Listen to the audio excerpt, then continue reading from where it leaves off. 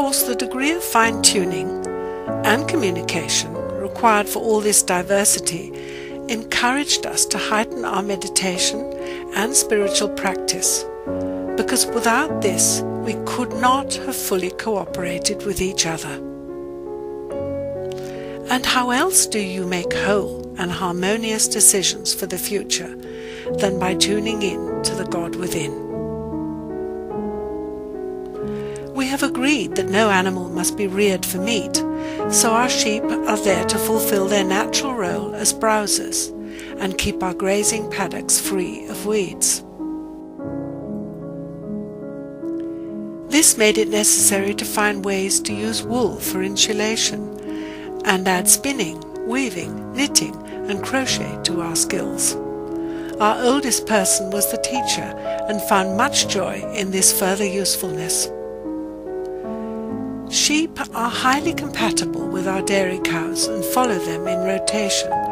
They are also wonderful animals to act as companions for calves who can't be allowed out to graze with their own mothers, who have been bred to provide humans with milk in quantities that would give them serious tummy upsets, and anyway, there would be no milk for us. Trees are all protected by small fenced circles until the tree branches have grown high enough to be out of their reach, at which time the sheep then use them as welcome shade, leaving their manure behind. And wonder of wonders, we can enjoy playing with the lambs.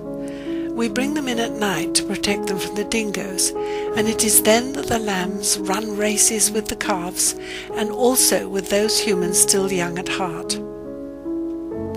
A few horses are part of the family too, and we enjoy riding in the forest.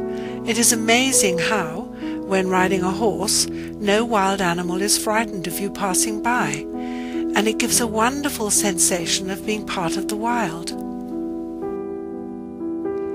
We also expect that these well-trained horses themselves might well become useful in helping us for both transport and carting goods when fossil fuels run out.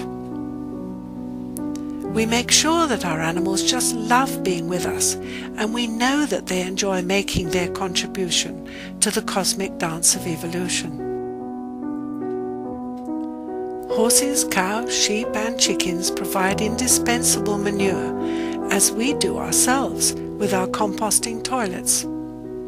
We make wonderful cheese in several varieties, and surplus milk goes to our chickens. Our cows are not made to have a calf a year, and we rear the females for our future cows. All our animals are humanely put to rest when they are old and tired, and we would never dream of selling them and putting them at the mercy of less kind human beings than ourselves. Our group is by no means enclosed. We interact very vigorously and richly with the rest of our locality and friends around the world. There always has to be evidence of relatedness wherever you are and with whatever you are doing. Some people call this love. We have 3 farmers' market stalls in addition to our furniture shops, and they utilize our surplus food products, and we make handmade bread in many varieties. Also cakes and preserves of all kinds from our fruit and vegetables, and fresh, new-laid eggs from our hens. We make a point of encouraging our younger members to interface with the world outside and trust them to do a wonderful job. And they do. They run the shops and market stalls entirely themselves, do all the cooking for sale, and are also very active in all the various departments. Adults in a community situation must make space for the young to come to the fore, or they will leave to obtain experience of the world in their own right and in their own way.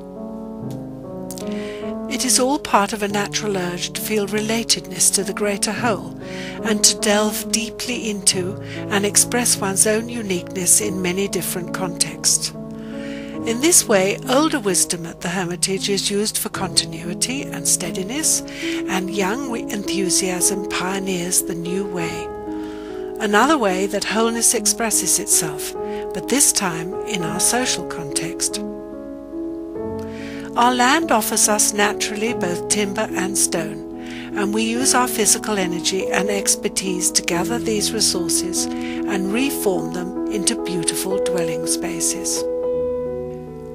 Using materials that naturally occur close to where a building is being made ensures a magic and rightness in its construction and the way it blends with its immediate environment. Sharing and communication can happen easily when you are comfortably seated by a wonderful log fire enclosed by solid stone walls gathered from your own land. Timber items crafted yourself and polished with wax and loving care make doors, windows, ceilings and floors. What could be a greater delight? And you know with deep certainty that it will all be there for hundreds and hundreds of years to come. Eating food grown and cooked yourselves round a beautiful table fashioned with love from a tree you grew is deeply satisfying, and one feels that it is also deeply satisfying to the stones and the trees as well, as if they know that they are all contributing to a greater purpose that will enhance the whole and the rightness and order in things. And we do not exclude wonderful inventions like computers and digital cameras and televisions and steel fashioned into tools that allow us to love more. Yes, even aeroplanes, although we don't make those yet. For us at the Hermitage, this mechanical impulse has expressed itself in a variety of engineering projects, allowing us greater and greater levels of creativity. All these can take on a dimension of lovingness, if you let them, rather than pure utility. A wonderful way to express ourselves in harmony. Working with all these additional tools makes love even more visible, as long as we are careful not to allow this additional powerfulness to encourage us to run away with our own separate desires.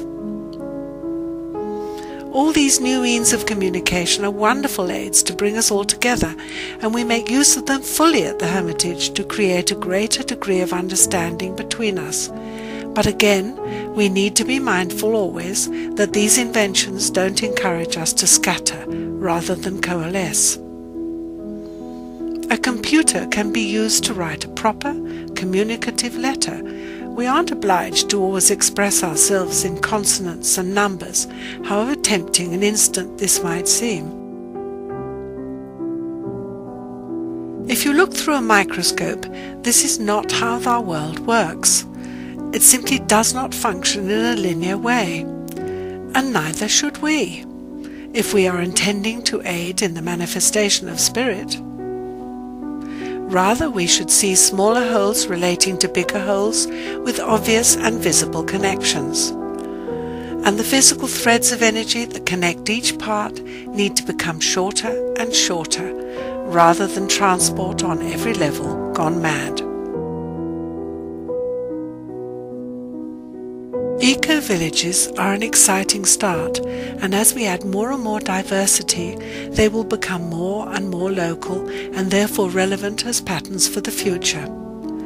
Great complexity needs to be included in the overall design right in the beginning, and then more parts added to the wholeness.